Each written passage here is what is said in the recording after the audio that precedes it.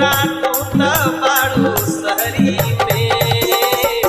कैसे होई मिलन वाए रानी कैसे होई कैसे होई मिलन वाए रानी कैसे होई DJ Nikhil Dayan, DJ Nikhil Dayan, DJ Nikhil Dayan, DJ Nikhil Dayan,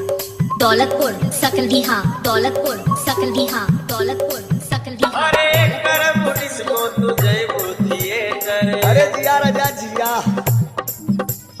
लगवाई को हमरा से तेल मास्टर कनी भूमिका माच क्या बात है। अरे कर पुलिस को तू जय थिएटर लगवाई को हमरा से तेल और दवाई को हुकुम बजवई को कोई न मनवा के मेल ए रानी कोई न मनवा के मेल हमके किसान चाही है हम किसान हो मेहरी ना के चाही फैशन के खान हो मगब पैसा मार्केटिंग ला कहां से लाके जिया मालिक जिया ला 50 रुपया हम सब कैसे होई मिलन वाए रानी कैसे होई कैसे होई मिलन वाए रानी कैसे होई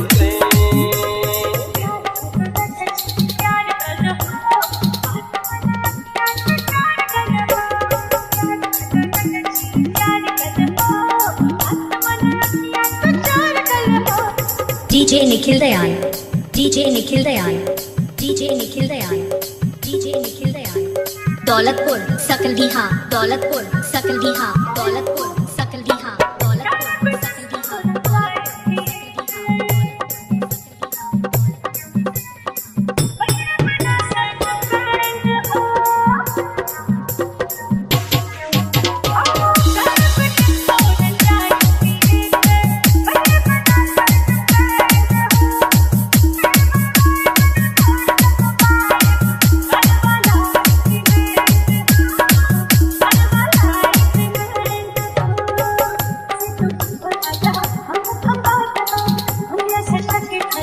अरे होत बियाह बुला जइबो तो रीति धर्म ऐसा गलती मत करा। कैसे होई मिलन वाए रानी कैसे होई कैसे होई मिलन वाए रानी कैसे होई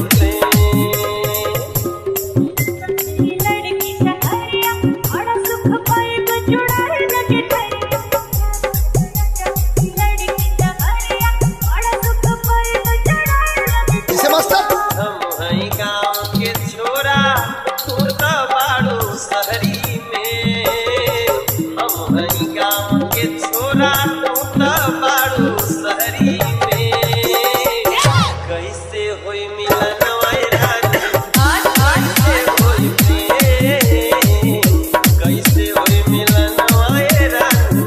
कैसे होई DJ Nikhil Dayan, DJ Nikhil Dayan, DJ Nikhil Dayan, Daulatpur Sakaldiha, Daulatpur Sakaldiha, Daulatpur Sakaldiha.